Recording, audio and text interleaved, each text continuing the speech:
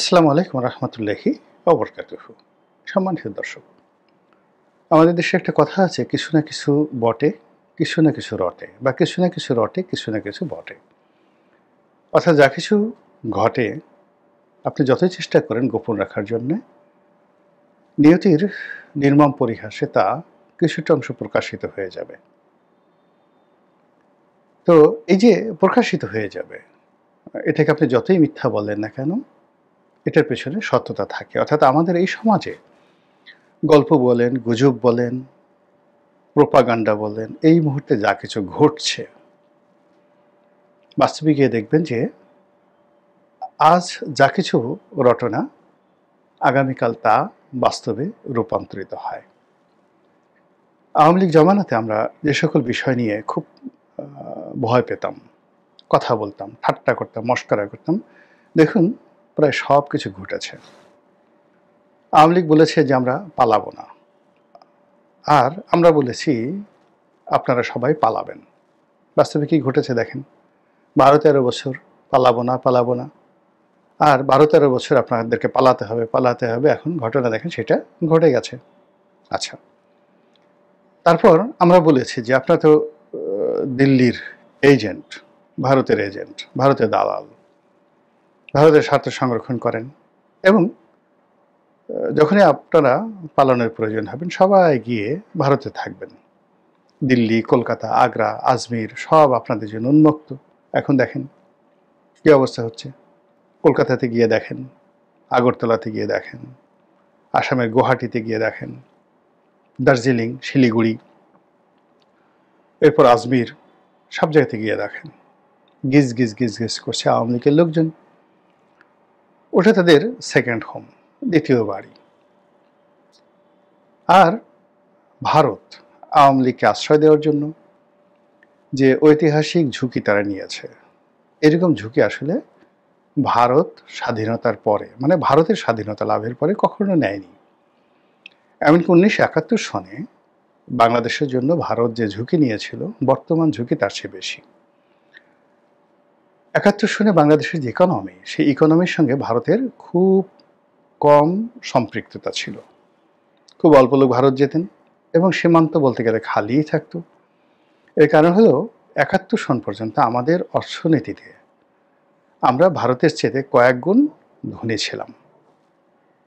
ফলে এই বাংলাদেশ থেকে কি করতো, হিন্দুরা শুধুমাত্র একটা ভয়, একটা আতঙ্ক, যে যে কোনো সময় পাকিস্তান সরকার তাদের সয় সম্পত্তি নিয়ে নিতে পারে। এই আতঙ্কে তারা অনেকে কলকাতাতে বাড়ি করত আর যাতায়াত করত। আমাদের ফরিদপুরে যেমন দুর্গা বণিক ছিলেন, সদরপুরে খুব নামকরা, যাকে বলা হয় মার্চেন্ট। তো ওনারা কলকাতা থেকে বড় ব্যবসা বাণিজ্য করতেন, কিন্তু ওনাদের একটা বিরাট ব্যবসা আমাদের সদরপুরের যে 7.5 বাজার সেখানে ছিল, এবং এখনও আছে। তো তখন এরকম বর্ডার কোনো ছিল না। স্বাধীনতা, এমনকি স্বাধীনতার পরেও 75-76 সন পর্যন্ত এরকম কোনো বর্ডার ছিল না। তো যাই হোক, এই যে আমাদের যে অর্থনৈতিক অবস্থা যতদিন ভালো ছিল, ততদিন পর্যন্ত ভারতের বর্ডার আমাদের জন্য খোলা ছিল, কোনো পাসপোর্ট টাসপোর্ট কিছু দরকার ছিল না। আর এখন জিনিসটা উল্টো হয়ে গেছে। তো সেই প্রসঙ্গে পরে আসছি। তো স্বাধীনতা পূর্ববর্তী সময় যেটা ছিল, আমাদের বর্ডার ছিল না, ভারতের লোকজন হা করে থাকতো। আমাদের এখান থেকে যে হিন্দুরা যেতেন, তারা জায়গা জমি বিক্রি করে কলকাতা থেকে বাড়ি করতেন, গাড়ি করতেন, ব্যবসা বাণিজ্য করতেন। ওটা তাদের ইকোনমির একটা বিরাট, যাকে বলা হয়, প্লাস পয়েন্ট ছিল, এবং এটা তারা কোনো রকম সুযোগ দেওয়া ছাড়াই তারা এই কাজটি করতেন। ধরুন এখন ইকোনমিক প্রয়োজনে আপনি $10 লাখ যদি দেন, মানে 10 কোটি টাকা দেন, আমেরিকার পাসপোর্ট পেয়ে যাবেন উইদিন 1 মাসের মধ্যে, সপরিবার থাকতে পারবেন। যদি $2 লাখ আপনি খরচ করেন, আপনি তুরস্কের পাসপোর্ট পাবেন। ইউরোপের সেনজেনভুক্ত কয়েকটি দেশে রয়েছে যারা এই পাসপোর্ট বিক্রি করে মাত্র $1 লাখ। $1 লাখ ইনভেস্টমেন্ট দেন, আপনাকে সেখানে থাকতে অনুমতি দেবে। তাহলে দেখুন, এই বর্তমান জমানাতে একেবারে পাসপোর্ট দিয়ে আপনাকে আহ্বান জানাচ্ছে, টাকার বিনিময়ে আপনি নাগরিকত্ব লাভ করতে পারেন। এমনকি ভারতে আপনি এখন টাকার বিনিময়ে নাগরিকত্ব লাভ করতে পারেন। তো সেক্ষেত্রে বাংলাদেশের মানে সহায় সম্পত্তি, বাড়ি, গাড়ি, টাকা পয়সা সব কিছু বিক্রি করে কত কোটি হিন্দু ভারতে গেছেন, এবং এটা ভারতীয় ইকোনমিতে কি পরিমাণ। আমাদের ফরিদপুরের 2200 জমিদার বাড়ি ছিল। এই জমিদার এত বড় জমিদার, সেই জমিদার কি বলবো, ফরিদপুরের রাজেন্দ্র কলেজ, বরিশালের বিএম কলেজ, যশোরের এমএম কলেজ, খুলনার বিএল কলেজ, মানে এই সকলেই এই জমিদার পরিবারের আত্মীয় স্বজন, তারাই এগুলো নির্মাণ করেছেন। তো কাজেই এই 2200 জমিদার বাড়ি এটা ছিল ওই জমিদারদের হেডকোয়ার্টার। দেশ ভাগের পর তারা এই সবাই তাদের সেই সহায় সম্পত্তি সব কিছু রেখে না নিয়ে তারা চলে গেল ওখানে, শুধুমাত্র তাদের বিল্ডিং আর বাড়ি জমি এগুলো রেখে গেছে। তো আমাদের 2200 যে বাবুর বাড়ি মানে জমিদার বাড়ি অন্ততপক্ষে 1000 বিঘা জমি হবে, এবং সে যে কি প্রাসাদ ছিল আমরা ছোটকালে সেটা দেখেছি, না দেখলে আপনাকে বিশ্বাস করানো যাবে না। রাজবাড়ি মানে কি, মানে কিসের গণভবন, কিসের বঙ্গভবন, ওই পর্যায়ের ভবন। মানে জমিদার বাড়িতে যে পরিমাণ ভবন ছিল বা যে জৌলুস ছিল, বাংলাদেশের দ্বিতীয়টি ওরকম ছিল না। এতগুলো 20-30টি সে প্রাসাদের মতো প্রাসাদ ছিল সেখানে, সেই 1000 বিঘা জমির উপর। তো এই ইকোনমিটা কোথায় গেছে? ভারতে গেছে দেশ বিভাগের পর হিন্দুদের মাধ্যমে। এতে ভারতের অনেক অনেক লাভ হয়েছে, লস হয়নি। আবার এই যে এখন যে যাকে বলা হয় আওয়ামী লীগের লোকজন যে গেছে, এতে ভারতের ক্ষতি হয়নি। তো এরা তো টাকা নিয়ে গেছে, এবং ওখানে তারা কাজ না করে পায়ের উপর পা তুলে সেখানে খাচ্ছে, বাড়ি কিনেছে, ফ্ল্যাট কিনেছে, 2 হাতে টাকা খরচ করছে, পুরো ইকোনমি চাঙ্গা। ফলে কোনো একটা রাষ্ট্র এমনি এমনি হয় না। এনিওয়ে, এত কিছুর পরেও যেটা হলো ঝুঁকির কথা যেটা বলছিলাম, যে 1971 সনে ভারতের ঝুঁকি ছিল কেবলমাত্র তারা সৈন্য পাঠিয়েছে, এই ঝুঁকি। আর আমাদের দেশ থেকে যে উদ্বাস্তুরা গিয়েছে এই রোহিঙ্গাদের মতো, তখন তাদেরকে খাওয়ানোর ঝুঁকি। কিন্তু এখন যুদ্ধ, সৈন্য হারানো থেকেও সবচেয়ে বড় ব্যাপার হলো অর্থনৈতিক যুদ্ধ। আমরা এই মুহূর্তে আমাদের যে বাইং ক্যাপাসিটি, আমাদের সেই 80-র দশকে 90-র দশকে খারাপ হলেও 2009 থেকে এটা বেড়ে বেড়ে এখন আমাদের যে অর্থনীতি এমার্জিং। আমাদের এই বাংলাদেশের যে জিডিপি ধরেন $3200 পার ক্যাপিটা ইনকাম, এটা ভারতের বেশিরভাগ হাতে গোনা 2-1টা তাদের ধরুন ক্যাপিটাল সিটি দিল্লি বা অন্যান্য 2-4টা ধরেন বড় বড় সিটি, মুম্বাই, হায়দ্রাবাদ, মাদ্রাস, চেন্নাই, তো এই সকল এলাকাতে জিডিপি বেশি আমাদের চেয়ে। কিন্তু অ্যাজ এ হোল যদি আপনি কলকাতা ধরেন, বেশিরভাগ এই যে 7 সিস্টার বলেন, তাদের জিডিপির চাইতে আমাদের জিডিপি অনেক অনেক বেশি। 1 2 নম্বর হলো আমাদের ট্রেড অ্যান্ড কমার্স অতীতের যে কোনো সময়ের সাথে বেশি। 1971 সনে ভারতের সঙ্গে আমাদের যে ট্রেড অ্যান্ড কমার্স যদি ধরেন $1, এখন সেটা 1000 টাকা, 1000 গুণ বৃদ্ধি পেয়েছে। আমরা যে 46 বিলিয়ন বা $50 বিলিয়ন আয় করি এক্সপোর্ট করে, তার মাত্র 5% আমাদের নেট প্রফিট, বড় জোর 10%। 46 বিলিয়ন ডলারের 10%, $4.6 বিলিয়ন আমরা আয় করি এক্সপোর্টে নেট। কিন্তু আমরা ইম্পোর্টে খরচ করি 3 গুণ, প্রায় মোর দ্যান $100 বিলিয়ন। $100 বিলিয়ন। আমরা যে এই $100 বিলিয়ন ইম্পোর্ট করি, তার সবচেয়ে বড় পার্টনার হলো ভারত। অর্থাৎ আমরা চীনে সম্ভবত 35%, আর ভারতে আমরা এখনও অফিসিয়ালি 46% আমরা আমদানি করি ভারত থেকে। আর এই 46% আমদানির সঙ্গে সঙ্গে চোরাচালানি যদি ধরেন আরও 10%, তাহলে আমাদের ইকোনমির 56% ভারতের সাথে সরাসরি হয়। আর আমাদের ট্রেড কমার্সের পাশাপাশি বছরে না হলেও 30 থেকে 50 লাখ লোক ভারতে যায় চিকিৎসা, বিনোদন, মার্কেটিং ইত্যাদির জন্য। এই ইকোনমিটা গত 14 মাস ধরে মুখ থুবড়ে আছে, এবং এই যে 56% আমাদের ইম্পোর্ট, সেই ইম্পোর্টের অর্ধেকটা এখন হচ্ছে ভারতের সঙ্গে। আর আমাদের যে যাকে বলা হয় সীমান্ত বাণিজ্য এবং এই যে দেশের বাইরে যাওয়ার যে প্রবণতা, ভারতে যাওয়ার প্রবণতা, এটা 10%-এ নেমেছে। 90% অফ আছে, এখনও 10% যাতায়াত হয় খুব সতর্কভাবে।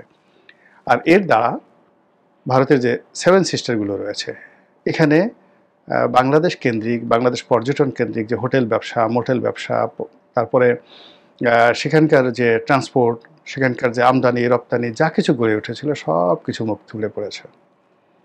ফলে কি হলো, ভারত এই তার স্বাধীনতার পর, ভারতের স্বাধীনতার পরে এই বাংলাদেশ দ্বারা বা প্রতিবেশী রাষ্ট্রগুলোর মধ্যে এই বাংলাদেশ দ্বারা এই মুহূর্তে তাদের যে আর্থিক ক্ষতি হচ্ছে এটা কখনো হয় না, এবং এটা তারা এই ক্ষতিটা বহন করছে কাদের জন্য? আওয়ামী লীগের জন্য। তো আওয়ামী লীগের জন্য এই যে তারা যে স্যাক্রিফাইস করছে, আওয়ামী লীগের জন্য তারা যে ঝুঁকি নিয়েছে, এটা 1971 সনেও এই ঝুঁকিটা নেওয়া হয়নি। ফলে আমরা ওই যে আওয়ামী লীগ এবং ভারতকে নিয়ে যে কথাগুলো বলেছিলাম সেই কথাগুলো এখন দেখুন কতটা বাস্তব হয়েছে। সর্বশেষ আমাদের আতঙ্ক ছিল ভারত এখানে তার আধিপত্য বিস্তার করবে, এমনকি ইনসার্জেন্সি চালাবে, আক্রমণ চালাবে, এটাকে সিকিম বানিয়ে ফেলবে, এটাকে কাশ্মীর বানিয়ে ফেলবে। এটা যে ভবিষ্যতে হবে না, বিশ্বাস করেন, এটা বুকে হাত দিয়ে আমরা কেউ বলতে পারবো না। গেল আওয়ামী লীগের এই প্রসঙ্গে। এটা বলতে গেলাম এত কথা কেন? কিছু না কিছু বটে, কিছু না কিছু রটে, বা কিছু না কিছু রটে, কিছু না কিছু বটে, এটার ব্যাখ্যা দেওয়ার জন্য।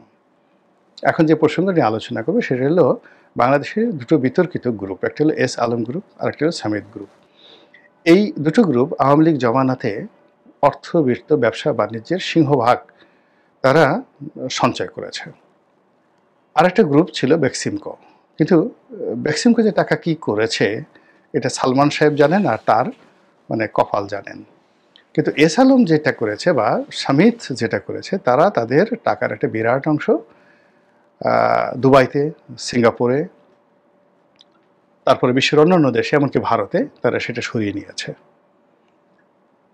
তো তারা ব্যাঙ্কগুলোকে ফোকলা করে দিয়েছে। কিন্তু সেই তুলনায় বাংলাদেশে তাদের যে বিনিয়োগ এবং ইনভেস্টমেন্ট সেটা তুলনামূলকভাবে অনেক অনেক কম, এবং তারা পুরো বাংলাদেশকে জিম্মি করে ফেলেছে। বলা হয়ে থাকে যে এস আলম 2 লক্ষ কোটি টাকা বাংলাদেশ থেকে পাচার করেছে, 2 লক্ষ কোটি টাকা। আর সামিদ গ্রুপ কি করেছে তার বাস্তব প্রমাণ হলো আজিজ খান এখন সিঙ্গাপুরের সবচেয়ে ধনী ব্যক্তি। তো আমাদের যত ক্রোধ সেটা আমরা এস আলমের উপর দেখিয়েছি। তার ব্যাংকগুলো দখল করে নিয়েছি, তারপরে তার টেলিভিশন দখল করে নিয়েছি, তার শিল্প কলকারখানা বন্ধ করে দিয়েছি বা দখল করে নিয়েছি ইত্যাদি নানা কিছু। কীভাবে চলছে আমরা জানি না, এবং এটা স্পষ্ট বিএনপির বেশ কয়েকজন নেতা, শীর্ষ নেতা, চট্টগ্রামের, ঢাকার, কক্সবাজারের, বিশেষ করে সালাউদ্দিন সাহেবের নাম আসছে এস আলমের রক্ষাকর্তা হিসাবে, এটা ঠিক। আবার সামিদ গ্রুপ যেটা সুবিধা হলো, সামিদ গ্রুপ তাদের পুরো ইনভেস্টমেন্টটা কিন্তু দুটো জায়গাতে, একটা হলো বিদ্যুৎ খাতে আর একটা হলো পোর্ট খাতে, চট্টগ্রাম বন্দরের যে ড্রাই ডক ইয়ার্ডগুলো রয়েছে সেখানে। এটা এত স্পর্শকাতর যে এখানে আসলে মানে আঘাত করা মানে পুরো বাংলাদেশ শেষ হয়ে যায়, অন্ধকার, আমদানি রপ্তানি বন্ধ হয়ে যাওয়া। ফলে এস আলমের যে ক্ষয়ক্ষতি হয়েছে তার 100 ভাগের 1 ভাগ ক্ষয়ক্ষতিও কিন্তু যাকে বলা হয় সামিদ গ্রুপের হয়নি, নাম্বার 1। নাম্বার 2 হলো যে বিএনপি যে সকল নেতা এস আলমের সঙ্গে সম্পৃক্ত হয়েছেন বা নসরুল হামিদ বিপুর সহায় সম্পত্তির রক্ষায় বিএনপি বা যাকে বলা হয় এই এখন উপদেষ্টা রেজওয়ানা হাসানের হাজব্যান্ড, তাদের যত দুর্নাম বদনাম হচ্ছে, ঠিক সামিদ গ্রুপ তাদের টাকার পরিমাণ বেশি, ব্যবসায়িক এস্টাবলিশমেন্ট বেশি, কিন্তু তাদের রক্ষা করার জন্য যে সকল বিএনপি নেতা, জামাত নেতা বা অন্য কেউ যদি থেকে থাকেন, আমি এটা মানে সুনির্দিষ্টভাবে বললাম না, নিঃসন্দেহে তাদেরকে কেউ না কেউ রক্ষা করছেন। তারা তুলনামূলকভাবে নিরাপদে আছেন, বদনাম কম হচ্ছে, মানে যারা আশ্রয়দাতা। যেমন এস আলমকে কেন্দ্র করেই সব এক নামে সালাউদ্দিন সাহেবের নাম বলছে, কিন্তু সামিদ গ্রুপকে হয়তো দেখা গেল এরকম কেউ টালাউদ্দিন আছেন বা বাহাউদ্দিন আছেন, টুনাউদ্দিন আছেন, সুজাউদ্দিন আছেন, কুনাউদ্দিন আছেন, তাদের সম্পর্কে আমরা তেমন রা শব্দ করতে পারছি না। এই কারণ হলো যে ওটা স্পর্শকাতর একটা ব্যবসা, রাষ্ট্রের অস্তিত্বের সাথে জড়িত। তো যেটা আমরা জানি যে যেহেতু তাদের উত্থান আওয়ামী লীগকে দিয়ে, তারা আওয়ামী লীগের পেছনে টাকা খরচ করছে এবং করবে এবং করতে বাধ্য, এবং আওয়ামী লীগের অনেক দেখা গেল ফান্ড এদের নামে আছে, এদের অনেক ফান্ড আওয়ামী লীগের নামে আছে দেশে দেশের বাইরে। তো এরকমই একটা প্রেক্ষাপটে আমরা শুনেছিলাম যে এস আলম দুবাই থেকে আলাদা চার্টার প্লেনে করে দিল্লিতে শেখ হাসিনার সাথে দেখা করেছেন এবং মোট 4,500 কোটি টাকা তিনি দেওয়ার প্রতিশ্রুতি দিয়েছেন। ক্যাশ 3,000 কোটি টাকা আর 1,500 কোটি টাকা বাকি, এরকম একটা খবর চাউর হয়েছিল।